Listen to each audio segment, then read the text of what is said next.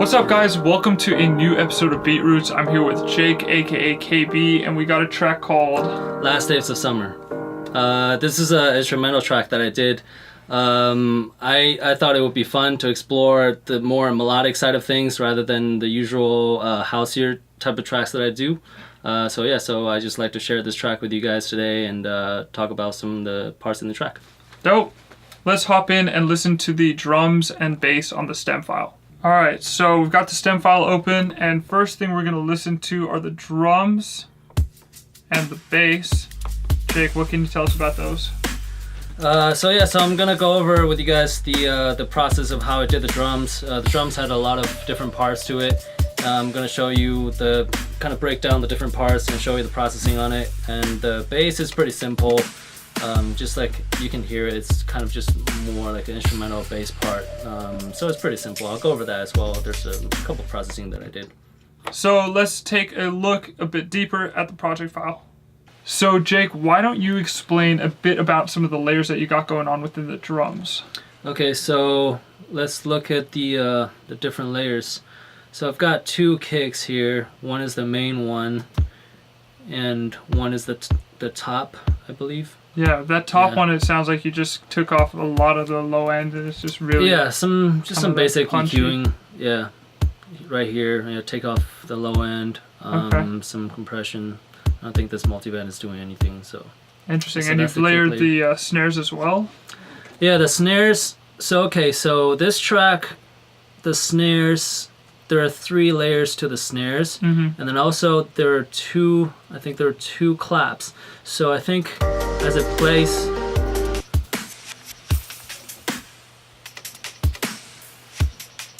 so there's a different. I think on the 2 there's a lower snare that plays, and on the 4 there's a higher snare that plays. Yeah, let's take a listen to each of those layers there. Yeah, so the snares are actually different. So it just gives the track a little more interest, I guess. It keeps the drums moving a little more. Yeah.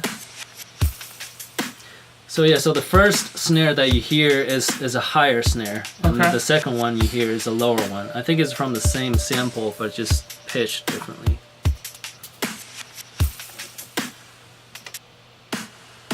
Yeah, this will be the lower one, and this will be the higher one.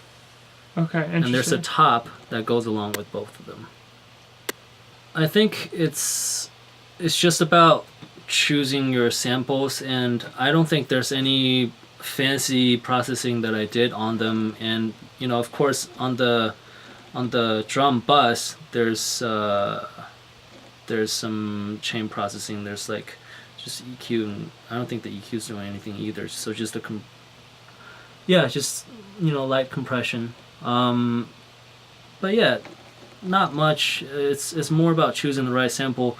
And I was looking at the kick too. Like the kick, I mean, I think it worked in this situation, but normally I wouldn't do this kind of EQing to a kick. Yeah. Because like at this point, you probably want a different sample that fits better. But after this, I mean, it kind of works, so that's why I kept it. I didn't really go fishing around for another one.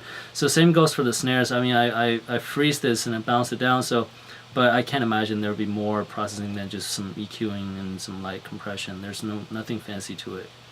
The last thing I want to ask you about is just like all the remaining stuff that also kind of adds some like extra life and flavor to the mix.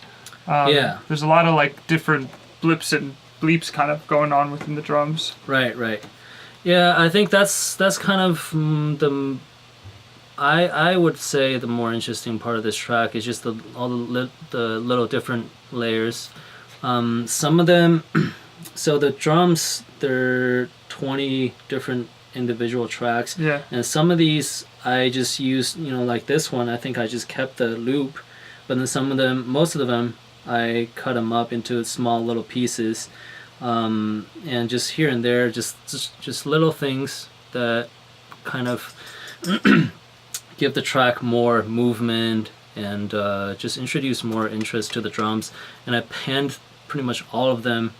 Like this is going to the right, and this is going to the left, and this is going to the right and to the left. Really hard panning in one direction. Yeah, and just to give it like a, different different things will come from different places in the stereo field. So it's just a little more interesting. I think I'm more proud of the drums on this one than anything else, I would say.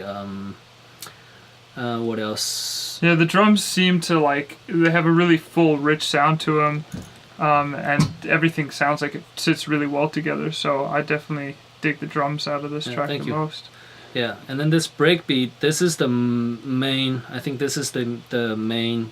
What do you say? That percussion part that keeps the that keeps the track moving. Yeah, and this one I cut them up into little pieces, and then this one is like the one backward part. I just reversed it, so it kind of has this like sucking motion, kind of. Yeah. Keeps it going to the next part of the track. Interesting. Very cool, Jake. Well, we're going to hop into a different part in part 2 here. For part 2, we're going to take a listen to the keys, pads, melody, and effects. Join us for part 2.